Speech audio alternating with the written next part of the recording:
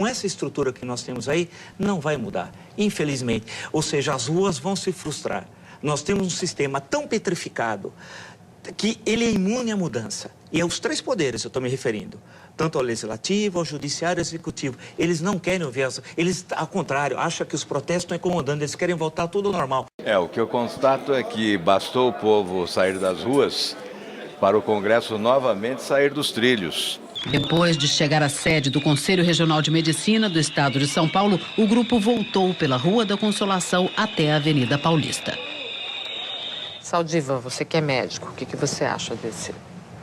Durante o regime militar, tinha um negócio, falta médico. Vamos fazer um monte de faculdade de medicina e deu no que deu, um monte de faculdade de medicina ruim.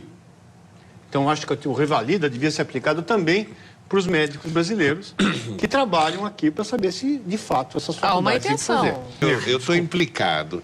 Eu sou muito a favor das reivindicações dos médicos, mas em relação à questão da privatividade do ato médico, o médico achar que só médico pode dar injeção, realmente eu acho que isso é um atraso de vida no Brasil onde falta médico. Tem toda a razão. Tem uma tintura de corporativismo nessa luta, nessa briga do médico pelo ato médico. Quando as ruas das cidades foram tomadas por manifestantes há cerca de um mês com pedidos e gritos de ordem, os parlamentares se apressaram em defender uma pauta positiva na Câmara e no Senado. Chegaram até a trabalhar de madrugada, mas parece que agora já não há tanta pressa. E eu acho que é uma leitura talvez bastante equivocada e perigosa do parlamento de achar que o que aconteceu no Brasil em junho acabou. Eles estão bem tranquilos, né? Se você olhar a dinâmica desse tipo de processo, se de fato se instalou um processo um pouco mais longo de crise de representação, a dinâmica é você tem uma, digamos assim, uma crise aguda, se recua, porque a intenção não é quebrar o país, recua, devolve a representação, é esse momento agora, e aí? O que vocês vão fazer? Alguma coisa? Se não fizer nada, o processo retoma, e pode retomar de forma pior, no sentido de mais desordenado, mais perigoso. Então, acho que eles deviam não ficar pensando que, tipo, virou pizza, sabe? O Estado, no futuro, mas num futuro muito, muito, muito próximo, tem que ser obrigado a fazer isso, né? E se não fizer voluntariamente, os interessados terão que entrar na justiça, porque o Estado tem que prover a dignidade, o bem-estar, a saúde. Vê essa questão em relação ao ato médico, quer dizer, os médicos estão de um lado e as outras categorias da saúde, enfim, né, enfermeiros, as pessoas que fazem fonoaudiologia, todos, né, do outro lado, não contrariando essa questão, os vetos da presidente ao ato médico. É mais do que essa questão corporativa? Você acha que é só um interesse ali de mercado, hein? Eu acho que é fundamentalmente um interesse do mercado. O projeto do ato médico prevê como atribuição exclusiva dos médicos a indicação e a execução de procedimentos invasivos. Do que há necessidade de uma lei que regule, que discipline a atuação dos profissionais de saúde médicos. Contanto que essa lei não prive ou entre, digamos assim, no espaço de atuação de outros profissionais. Mas o ensino da medicina em si, só quem pode dar é médico, isso é óbvio, só quem sabe isso é ele. Então, o que a gente quer, na realidade, é que seja definida a nossa profissão, até por termo de cobrança, por exemplo, assim, as outras profissões podem cobrar, nós temos um problema no Conselho de Medicina para cobrar a mensalidade ou a anualidade do médico, porque nossa profissão não é reconhecida. Então, ele vai, se ele não quiser pagar e entrar com o advogado, não, você não tem a profissão reconhecida, você não pode cobrar. Nós temos, inclusive, essa dificuldade, que, por exemplo, a educação física não tem. Essa seria a primeira regulamentação da profissão do médico? Com certeza. Isso começou em 1945 com um decreto do Getúlio Vargas. Depois, quando Juscelino Kubitschek foi presidente da República, em 57, nós tivemos uma lei, que é a Lei 3268. Essa é uma preocupação nossa, porque na medida que as outras profissões foram sendo criadas, elas definiam o que cada uma podia fazer. E no caso do médico não havia nenhuma definição. Doutor Carlos, o senhor não é médico nem de outra profissão ligada à área de saúde, mas como juiz, como magistrado, o senhor vê alguma necessidade, o senhor acha que seria importante para a sociedade que também a profissão do médico tivesse uma regulamentação específica? Tem sim, Manuel, eu tenho essa convicção. Eu vejo que a regulamentação de toda a profissão precisa ser feita de forma legal, isso precisa ser tratado dentro do Congresso Nacional. E a ideia macro de se ter a interdisciplina, de ter o multiprofissionalismo, a multiparticipação e essa situação gerada com todas as profissões, é necessário que cada qual conheça e que se estabeleça a sua função, o seu ato, a sua especificidade. Isso não tenha dúvida nenhuma. Nós tivemos recentemente uma decisão do Supremo, especificamente em relação à categoria dos jornalistas, que parece que sinaliza para um caminho em que as especificidades das profissões, enfim, o corporativismo excessivo tende a desaparecer. O senhor tem essa impressão ou não? Tenho, e o corporativismo, pegando a sua frase, Manuel, corporativismo excessivo tende a desaparecer e, no meu modesto entendimento, ele tem que desaparecer mesmo. Porque só de ser corporativismo excessivo, ele traz um dogma que hoje nós não sabemos viver, nesse início do século XXI, não sabemos suportar mais numa democracia nossa, que ainda é recente. A nossa redemocratização é de 20 e poucos anos para cá. A ideia é essa, de acabar de se suprimir a ideia do corporativismo excessivo. E neste ato médico, nesse projeto de lei que começou no Senado, o 25, e depois passou para o 268, fizeram uma junção e foi aprovado o 268, no Senado, antes de ser encaminhado para a Câmara dos Deputados, ele exatamente, as posições contrárias são de que ele é o corporativismo exacerbado. A categoria médica sempre foi acusada, entre aspas, de ser excessivamente corporativa. Esse projeto de lei não vem reforçar um pouco esse corporativismo? Né? Com certeza. Muita coisa foi corrigida, mudada, e chegamos a um contexto de um projeto que a gente achou que, do ponto de vista corporativo, não era ideal. A gente queria mais, a classe queria mais. Cada qual dentro da sua competência, quer dizer, o currículo do médico dá competência ao médico para fazer determinado trabalho, para prestar à população determinada assistência. Um paciente que chega lá com uma ferida, uma coisa qualquer, não havendo médico, a enfermeira não pode atender esse paciente? No caso de uma ferida, com certeza. Agora, uma das dúvidas que existe na questão, por exemplo, da coleta do material citopatológico, por exemplo, na questão do câncer de colo, a formação da enfermagem não define para ela exatamente como que ela deve fazer essa colheita do ponto de vista de diagnosticar o possível tumor que estaria envolvido ali. Mas hoje, pela legislação existente, ela poderia fazer isso? Com assistência de um médico. Esse negócio das 40 horas... É mais barato contratar uma enfermeira do que um médico, é isso que o senhor está dizendo? Com certeza, com certeza. A gente sabe da necessidade e da dificuldade da presença do profissional médico. Necessidade porque o profissional médico ele é insubstituível, como o profissional é enfermeiro, como o profissional terapeuta ocupacional, etc. Enfim, todas as categorias. São 14, como bem lembrado pelo Dr. João, são 14. A gente vê que as outras 13 profissões ligadas já fazem atos públicos e debates contra o ato médico desde 2004. Então é uma insatisfação de todas as demais categorias.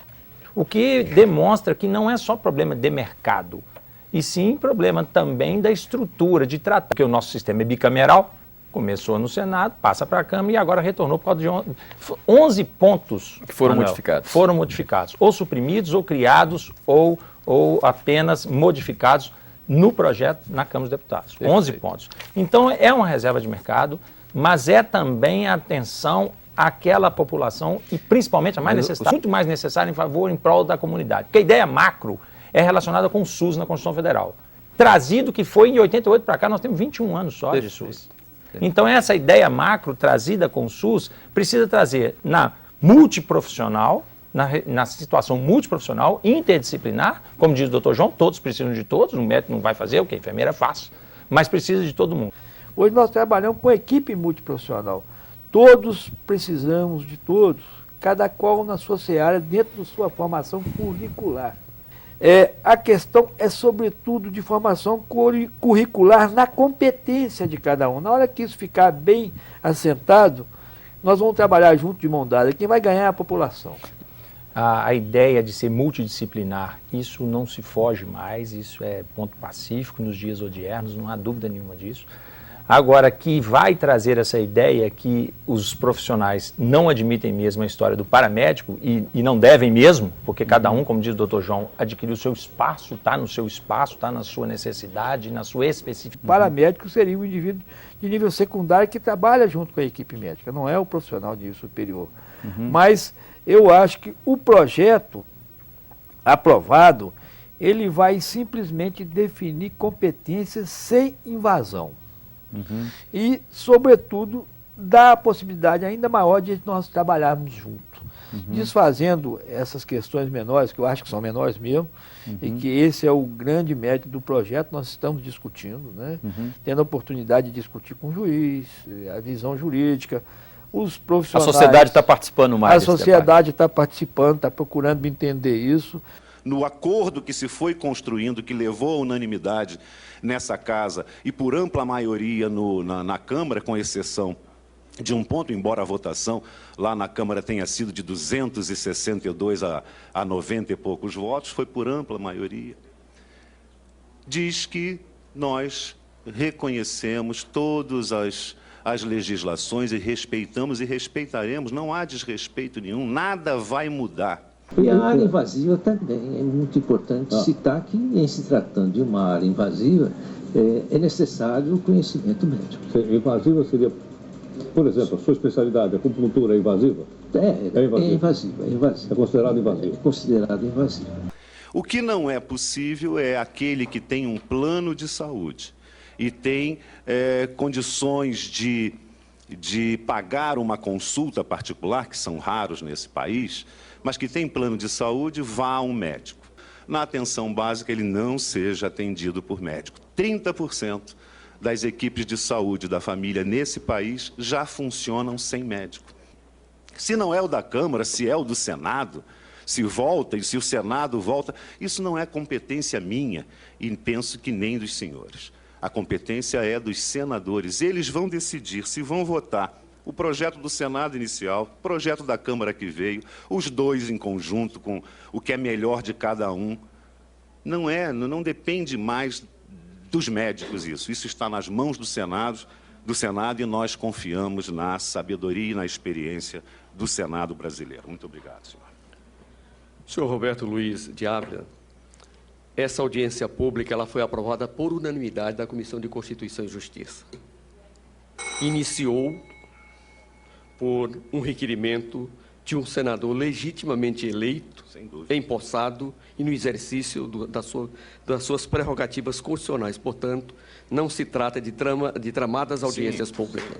Por isso, eu peço a Vossa Excelência que retire esse termo, porque aqui é uma instituição do Estado Democrático e é nessas condições em que eu estou presidindo essa sessão.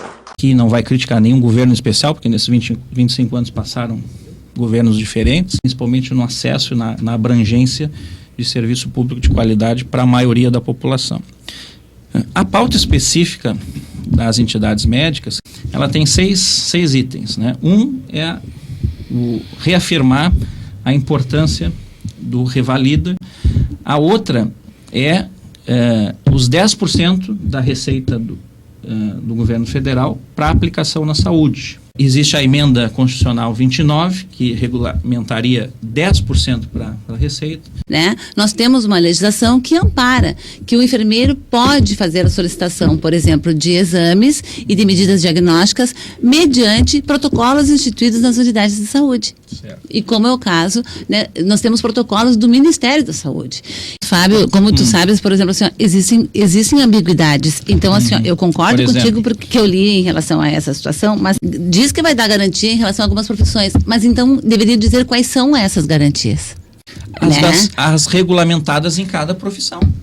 O que nós temos que deixar claro, que esse é o ponto básico do projeto, é o seguinte. Mas não é o entendimento da assessoria jurídica de todos os nossos órgãos de classe.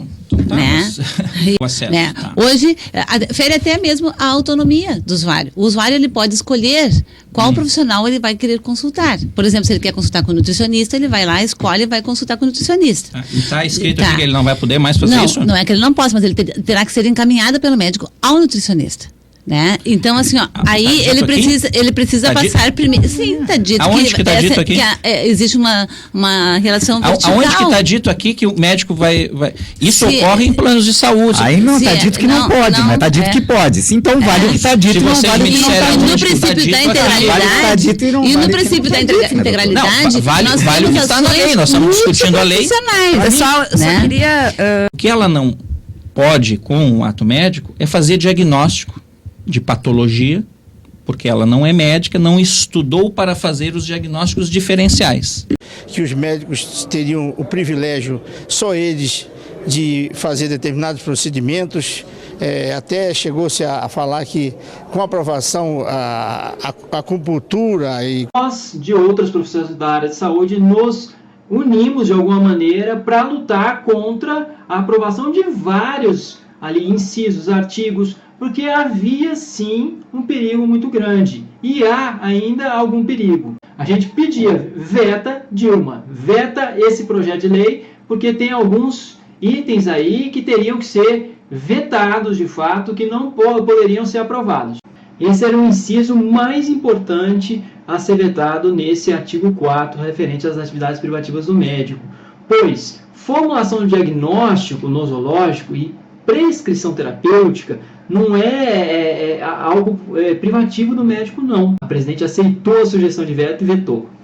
Assim como ela vetou também o inciso 9, que é a prescrição de órteses e próteses oftalmológicas. Eu acho que aí, no caso, o optometrista, entra aí a questão do optometrista que pode também realizar esse procedimento.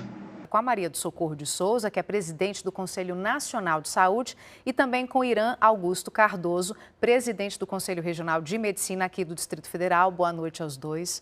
Eu queria começar falando a seguinte coisa. A saúde é um problema que a gente acompanha ao longo de anos. A gente sabe que vocês dois não estão aqui como eu sou contra ou a favor, mas vamos falar de pontos polêmicos. Eu duvido que ele não queira ir. Por quê? Porque acontece o seguinte, ele pode até constituir família lá naquela cidade pequena, mas ele vai ter necessidade de mudar. E você Agora, doutor Irã, nós esperamos que vocês, sobretudo o Conselho Federal de Medicina, se coloque muito na disposição de construir um melhor caminho e que a via judicial, ela não é, hoje, para a saúde pública, a melhor alternativa. Nós entendemos que tem argumentos, né, das entidades médicas que faz sentido, mas é preciso também reconhecer que o governo está atendendo a um apelo da população. A população brasileira saiu às ruas, as conferências de saúde colocam a questão médica, nós entendemos que é uma atitude corajosa do governo em cumprimento do dever constitucional e nós esperamos que não haja o caminho da judicialização para encontrar o melhor caminho. Dos conselhos e nós do Conselho Federal, nós achamos que é uma medida puramente eleitoreira. É uma medida porque o povo foi pedir realmente saúde, não pediram só saúde, pediram segurança e pediram educação.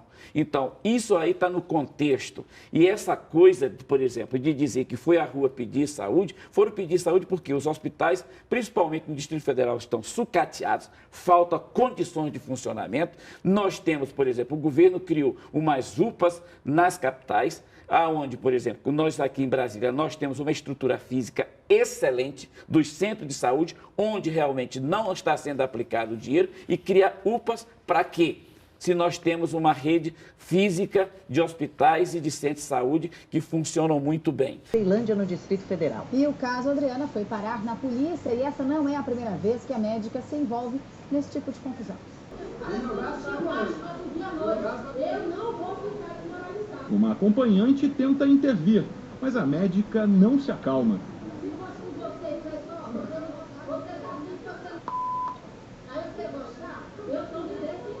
A confusão foi no setor de clínica médica aqui do Hospital Regional de Ceilândia. Lá mostram a médica pegando o paciente pelo braço. Como é que tu falou? Como é que tu falou? Como é que tu falou? Chama a vigilante aí. Vou te dar alta agora. Agora, quer ver? Repare que o paciente está com o braço engessado. Bota alto que me disse primeiro. Bota lá. Ela precisa do serviço para ganhar o dinheiro dela, eu preciso da saúde para me cuidar. A médica Luísa Virgínia Pimentel é a mesma que aparece nessas imagens em outra confusão no mês passado, com uma paciente também no hospital de Ceilândia. A nossa luta não é só por mais médicos, a nossa luta é por toda uma estruturação da rede pública de saúde. O SUS vai fazer 25 anos e precisa, assim, de todo um aporte financeiro.